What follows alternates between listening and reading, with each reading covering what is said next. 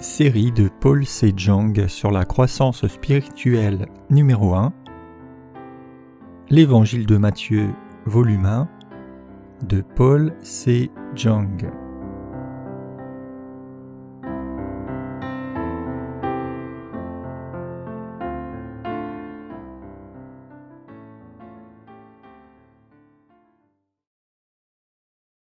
La généalogie de Jésus-Christ.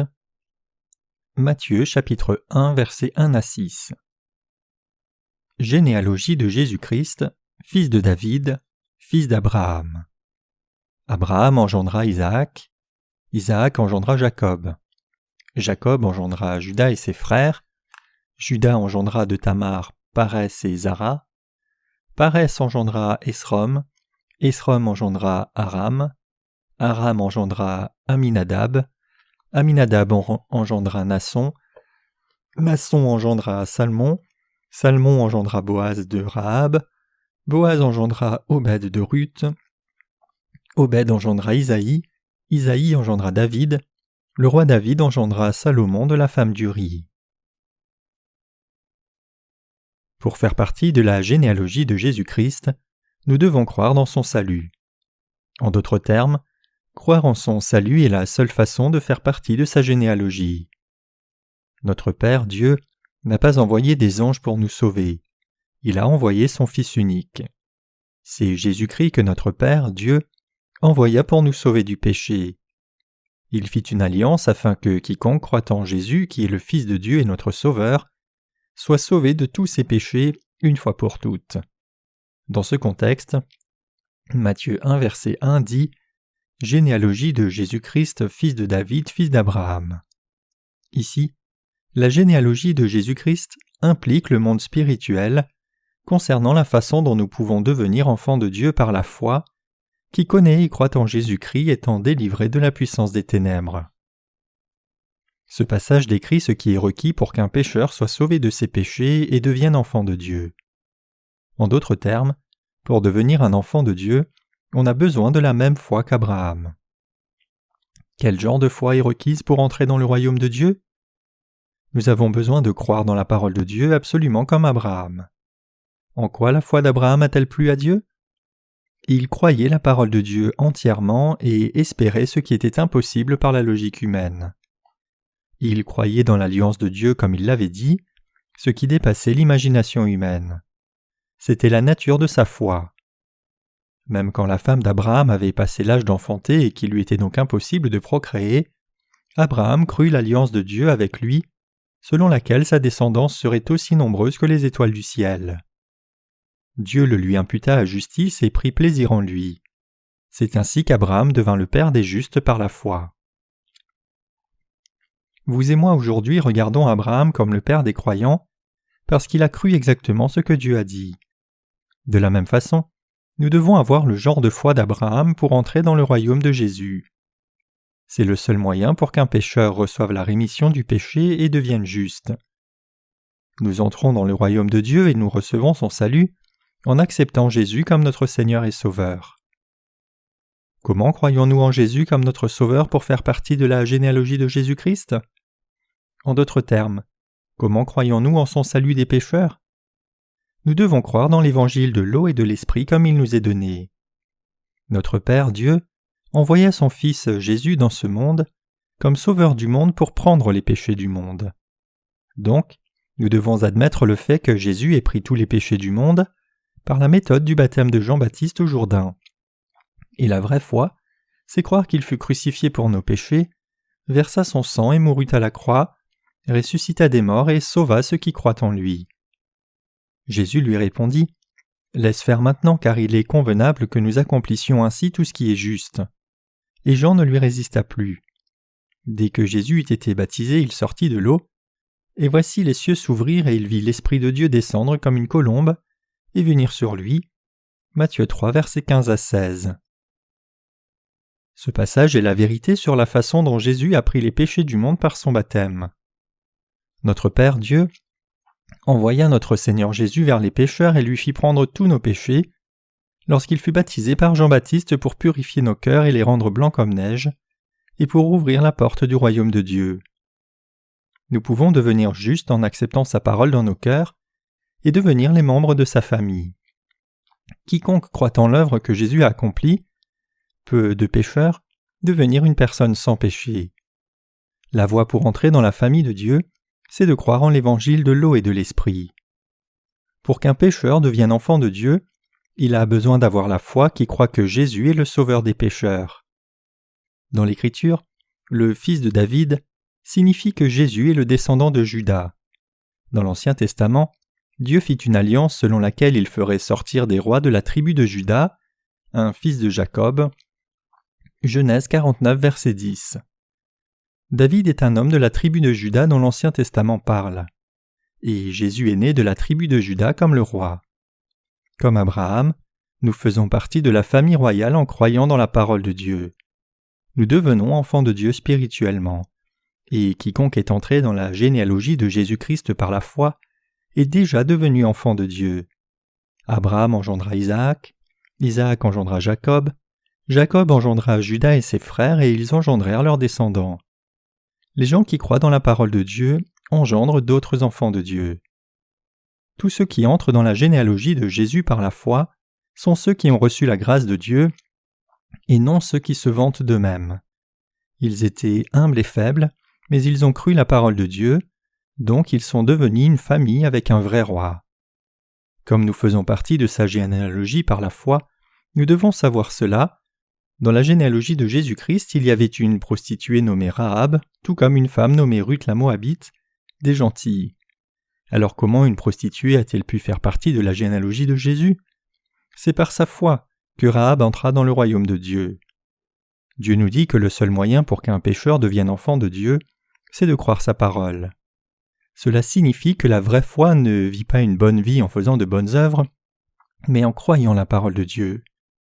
Comment une prostituée peut-elle avoir vécu selon la volonté de Dieu? Cependant, Dieu peut même pardonner les péchés de quelqu'un comme une prostituée qui a commis beaucoup de péchés par le salut de Dieu. Même une prostituée a pu devenir enfant de Dieu en ayant la foi dans la vérité du salut de Dieu. Cela signifie que tout pécheur de ce monde peut devenir enfant de Dieu. La Bible nous parle de la foi qui croit en lui et sa parole. Dans Matthieu 1, la Bible parle de la foi de Tamar. Qui est Tamar? C'était la belle-fille de Juda qui a couché avec son beau-père. Quand nous le regardons moralement, comment une femme qui a une relation sexuelle avec son beau-père peut-elle appartenir à la généalogie sacrée de Jésus? Cependant, Tamar fut approuvée à cause de sa foi qui croyait dans l'alliance de son beau-père. Elle fit partie de la généalogie de Jésus par sa foi, qui croyait la parole que son beau-père croyait. Il était coutume en Israël que lorsque le premier fils mourait, le second était donné à la femme du premier. Si le fils aîné n'a pas de descendance quand il meurt, le beau-père a la responsabilité d'épouser la femme du premier fils pour son deuxième fils. Tamar était mariée à un premier fils de Juda. Mais le premier fils s'est révolté contre Dieu et le Seigneur l'a tué. Alors selon la coutume d'Israël, Juda a donné le second fils à Tamar. Cependant, le second fils savait que l'héritage ne serait pas le sien et il se souillait à terre et Dieu le tua. Le beau-père dut donner son troisième fils à sa belle-fille. Cependant, il était trop jeune, donc le beau-père a promis de donner son troisième fils quand il aurait grandi. Tamar attendait le troisième fils. Cependant, le beau-père ne lui donna pas son fils. Alors Tamar lui tendit un piège. Le jour de la tonte des brebis arriva. Alors Tamar enleva son vêtement de veuve et se couvrit d'un voile puis s'assit à un endroit exposé. Les prostituées en Israël devaient couvrir leur tête et leur visage d'un voile. Quand Juda la vit sur son chemin vers la tonte, il voulut aller avec elle. Il lui donna donc un salaire et coucha avec elle. Juda ne savait pas que c'était sa belle-fille. Quelques mois plus tard, la grossesse de Tamar se voyait. C'était considéré comme un adultère puisqu'elle était veuve. En Israël, un adultérin était puni en étant lapidé ou brûlé. Juda planifia de la lapider à mort. Mais Tamar dit à ce moment-là, « Je suis enceinte de l'homme à qui appartiennent ces objets. » C'était le salaire que Juda avait donné à la prostituée. Donc Juda les reconnut et Tamar enfanta des fils qui continuèrent la lignée familiale. Cela montre que Dieu bénit les gens qui croient dans sa parole d'alliance et vivent par elle. Ainsi, quiconque fait partie de la généalogie de Jésus s'y trouve par sa foi dans la parole de Dieu. Comme écrit dans ce passage, Juda enfanta de Tamar, Parès et Zara.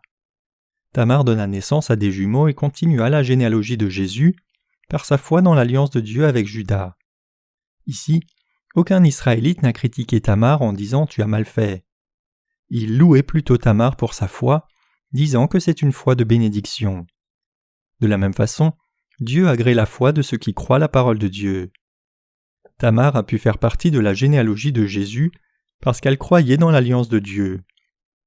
Si nous croyons la parole de Dieu, nous pouvons bien devenir aussi ses enfants. Nous ne devenons pas justes par de bonnes œuvres. Chaque pécheur peut devenir juste en croyant dans l'évangile de la justice de Dieu et entrer dans la famille de Dieu. La Bible nous dit que ce n'est pas notre comportement saint qui fait de nous des enfants de Dieu. Plutôt, nous devenons enfants de Dieu par notre foi dans la parole d'alliance de Dieu. Nous devenons enfants de Dieu et entrons dans le monde de Jésus par notre foi qui croit les paroles de Dieu.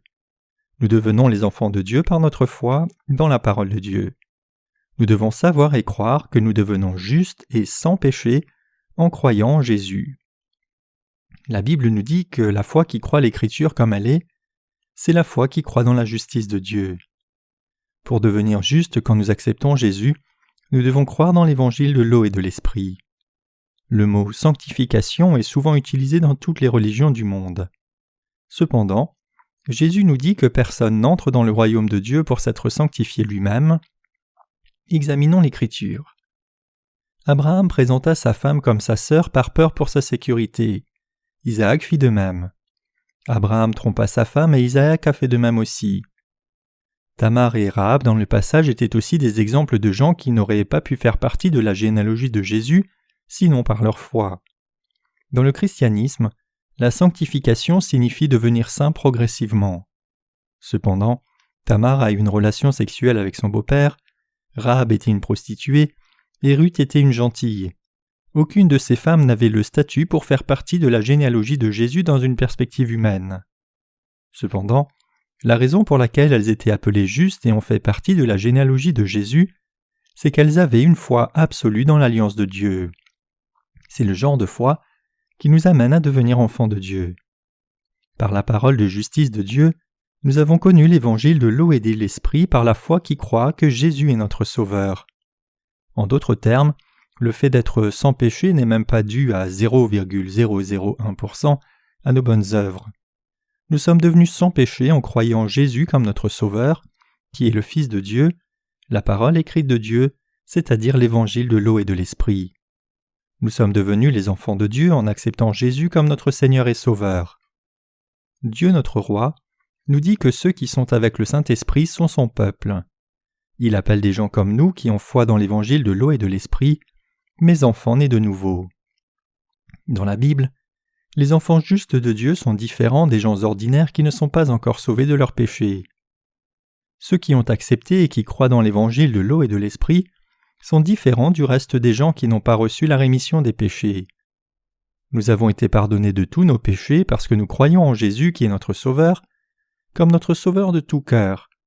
Nous savons que nous avons déjà reçu la rémission de tous nos péchés parce que nous croyons que le Seigneur est venu dans ce monde et a été baptisé par Jean-Baptiste au Jourdain et qu'il a versé son sang en mourant à la croix. Donc, nous sommes devenus enfants de Dieu par le Fils de Dieu et en croyant dans cette vérité. Alléluia, nous remercions notre Dieu qui nous a donné cet évangile de l'eau et de l'esprit, la justice de Dieu.